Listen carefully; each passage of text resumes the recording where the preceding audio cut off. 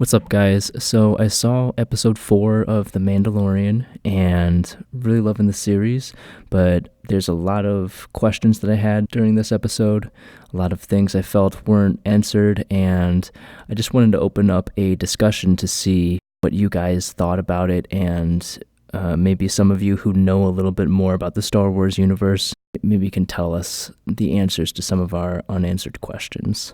So if you haven't seen episode 4 yet, just letting you know, spoilers ahead. Let's get into it. So I like how this episode was kind of a departure from the last 3 episodes that we saw.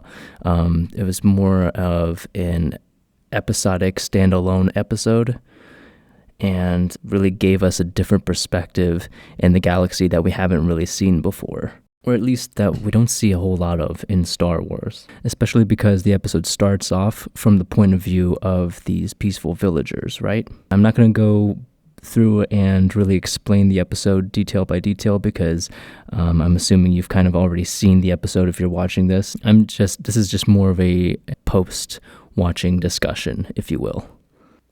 So Baby Yoda is super adorable.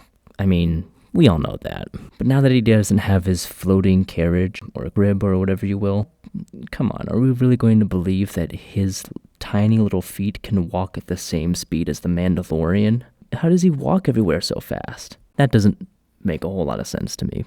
Another thing I don't really get is why the Mandalorian doesn't even bother to disguise Baby Yoda. I mean, I know they're on a remote planet where nobody will recognize Baby Yoda, and that's the whole point. But there are bounty hunters who are after them still, as we see later in the episode, who will.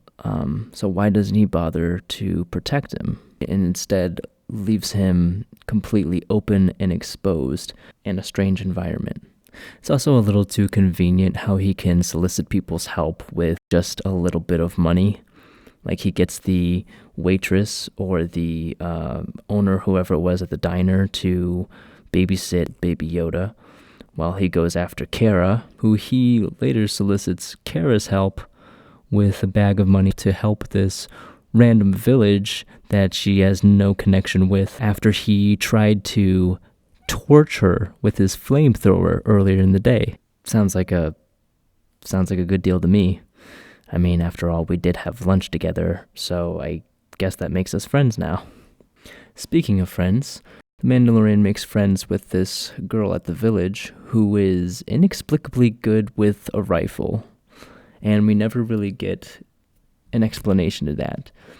I'm guessing maybe we'll come back to that later. I'm assuming she's probably going to be a recurring character, and we might get some backstory onto that, but I guess that would have interrupted the whole be a man training montage, and that's our favorite segment here in Disney.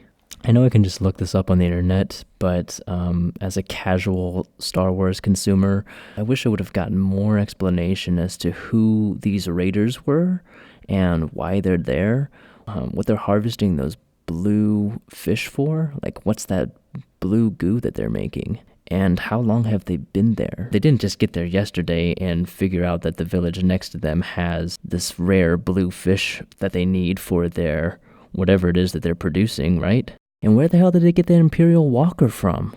I don't know. I just don't know about Star Wars, but also, they didn't just order that on Amazon. That scene with the Walker, though, was super, super cool. As many people noticed, Bryce Dallas Howard directed the episode. If you don't know who that is, you might recognize her from Jurassic World. Many people kind of pointed out that the similarities between that scene and the T-Rex from Jurassic World, Jurassic Park, and I thought it was very, very effective for this case. It made the Walker super haunting. Also, this whole time, Mando's ship is kind of just parked out in the middle of the forest. Wouldn't you think that this bounty hunter that's after them would have, rigged his ship so that it couldn't leave the planet or something? I don't know. Maybe that's just what I would have done. Anyways, everything kind of ends the way that I expected, and all in all, the episode is pretty meh to me. But I'm really loving the series. I love Pedro Pascal. He played one of my all-time favorite TV characters in Game of Thrones, Oberyn Martell. And, it's good to see him back on the screen, or rather not seeing him, hearing him back on the screen as Mandalorian. I'm looking forward to seeing the new episodes and seeing what comes next. What did you guys think? What do you guys think of the series? And, what do you think of Baby Yoda? I'm really curious about his species, and I'm really curious about what we're going to discover about his species in this series. If you guys have any thoughts, leave me a comment.